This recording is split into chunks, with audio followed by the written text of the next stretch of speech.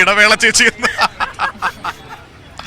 അതെ, രണ്ടുപേരുടെയും ഫാൻസ് ആണല്ലോ അവിടെ നിന്ന്, കൽപ്പാത്തിയിൽ നിന്ന്.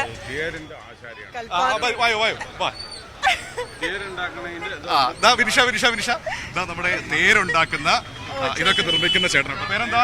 പുത്തൂർ നടരാജൻ. എന്തോ? പുത്തൂർ നടരാജൻ. പുത്തൂർ നടരാജൻ. ഇവിടെ നിന്ന് 2 കിലോമീറ്റർ വ്യത്യാസമുള്ളൂ. ആണല്ലേ? എങ്ങനെയാ ഈ തേര് നിർമ്മിക്കുന്നത്? എന്ത് തടിയാണ് ഉപയോഗിക്കുന്നത്? ഇപ്പൊ നമ്മള് വേങ്ങ, കരിമരുത്, തേക്ക് എന്നുള്ള മരങ്ങൾ ഇതിന് ഉപയോഗിക്കും. എത്ര ഭാരം ഉണ്ടാവും പ്രധാനമായും? ഒന്ന് അറിയാൻ. മുൻപൊക്കെ അത് നമ്മള് പച്ചമരത്തിലൊക്കെ ഉണ്ടാക്കുന്ന സമയത്ത് ഭാരം കുറച്ച് ഉണ്ടാവുമല്ലോ. പിന്നെ അന്നേരം ഉണങ്ങുന്ന സമയത്ത് വെയിറ്റ് കുറയുമല്ലോ. എത്ര ദിവസം എടുക്കും? ഒരു ശരാശരി ഒരു രഥം നിർമ്മിക്കാൻ പറഞ്ഞാൽ 10 മാസം എടുക്കും. 10 മാസം എടുക്കും. ഇത് എല്ലാ വർഷവും പുതുക്കുന്നുണ്ടോ? അല്ല, അതിലിപ്പോ ഒരു വർഷം നമ്മൾ ഉണ്ടാക്കി കഴിഞ്ഞ് പറഞ്ഞാൽ പിന്നെ ഒരു 100 വർഷമൊക്കെ കഴിഞ്ഞിട്ട് നമുക്ക് അതിന് പൊളിച്ച് റിപ്പയർ ചെയ്യേണ്ടതാണ്. മൈൻ്റനൻസ് ഇപ്പൊ നമ്മൾ ഓടി വന്നു കഴിഞ്ഞെന്ന് പറഞ്ഞാൽ ഈ ഓരോ കാലുകൾ ചട്ടങ്ങളൊക്കെ ഉണ്ടല്ലോ, അത് അത്യാവശ്യം ഡാമേജ് വന്നാൽ നമ്മളത് പുതുക്കി പണിയെടുത്തിട്ട് തൊട്ടടുത്ത വർഷത്തേക്ക് ഉപയോഗിക്കും. ഓരോ രഥങ്ങളൊക്കെ കാര്യങ്ങളൊക്കെ അതെങ്ങനെയാണ്? വ്രതമൊക്കെ എടുത്താണോ ചെയ്യുന്നത്? വ്രതം പറഞ്ഞാൽ നമ്മൾ അത്യാവശ്യം മറ്റേ വേറെ എത്ര പേരുടെ അധ്വാനം ഉണ്ടാകും ഒരു രഥം? ഇപ്പൊ ഒരു പുതിയ രഥം നിർമ്മിക്കാന്ന് പറഞ്ഞാൽ ഒരു 25 ആളുകളുടെ. 25. ഇനിയിപ്പോ പുതിയത് നിർമ്മിക്കാൻ സമയമായിട്ടുണ്ട്? അങ്ങനെ അല്ല, ഇപ്പൊ നമ്മളത് കൊല്ലംകോട് ആലമ്പുഴ ഗ്രാമത്തിൽ ചെയ്തുകൊണ്ടിരിക്കുന്നുണ്ട്. ഇപ്പൊ ചെയ്തുകൊണ്ടിരിക്കുന്നുണ്ട്. അത് തമിഴ്നാട്ടിലെ ഒരു പെരമ്പല്ലൂർ സ്വദേശി മണികണ്ഠനാണ്. പുള്ളി പാലക്കാട് അറ്റാച്ച് ചെയ്താൽ നമ്മളെ കോണ്ടാക്ട് ചെയ്യും. ഇപ്പൊ നമ്മൾ അതിന്റെ സ്റ്റേജിൽ വർക്ക് ചെയ്തുകൊണ്ടിരിക്കുകയാണ്. അപ്പൊ ഈ 3 രഥങ്ങളുടെയും പുറകിൽ ചേട്ടന്റെ ഒരു 1996 നിർമ്മിച്ചതാണ് ശിവൻ തേര്. ഈ പ്രധാന തേരല്ലേ? ഇത് 6 ചക്രമോ? ഇത് 6 ചക്രം. ഇത് എങ്ങനെ വലിച്ചോണ്ട് പോകും? ആളുകൾ തന്നെ വലിച്ചാൽ നീങ്ങും? പിന്നെ ആളുകൾ വലിച്ചാൽ നീങ്ങും. നേരത്തെ ആനയൊക്കെ തള്ളുന്നൊക്കെ. ആന അത് ചടങ്ങിനുള്ളതാണ്. അത് ചടങ്ങാണല്ലേ?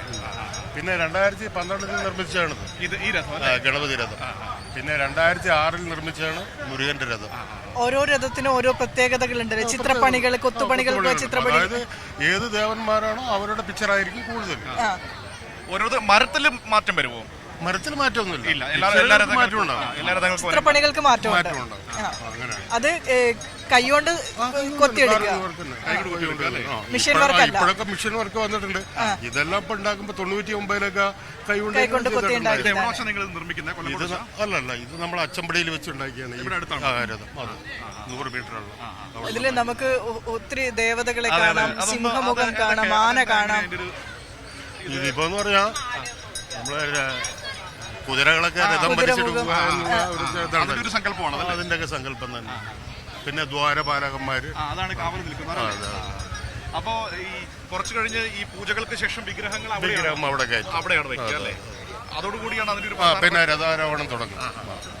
അപ്പൊ അതിനകത്ത് ആളുകൾക്ക് ഇരിക്കാനുള്ള കുറച്ച് കുട്ടികൾക്കൊക്കെ ഇരിക്കാവുന്ന സെറ്റപ്പ് ഉണ്ട്. അത്ര പൂജാരിമാർക്കല്ല, അല്ലാതെ തന്നെ നമ്മുടെ ഗ്രാമക്കുട്ടികളൊക്കെ ഉണ്ടല്ലോ, അവരൊക്കെ അത്യാവശ്യം കയറിയിരിക്കും. പിന്നെ അത് ഒരു 100 മീറ്റർ പോയി കഴിഞ്ഞാൽ നിർത്തി കഴിഞ്ഞാൽ അവരൊക്കെ ഇറങ്ങും. പിന്നെ ഉച്ചയ്ക്ക് 4 മണിക്ക് അതായത് ഗ്രാമക്കുട്ടികൾ തന്നെയാണ് അതിൽ കയറിയിരിക്കുക. വേറെ പുറത്തൊന്നും ആരും കയറാനില്ല. അങ്ങനെയാണ് അപ്പൊ അതിന്റെ ഒരു കാര്യങ്ങൾ. അപ്പം സന്തോഷം. ഇതിന്റെ നീളം എത്ര ഉണ്ടാവും? അടിക്കണക്കായിരിക്കും അല്ലേ? ബേസ്മെന്റ് ഉണ്ടല്ലോ, ഇവിടെ ഒരു 45ഓളം അടി.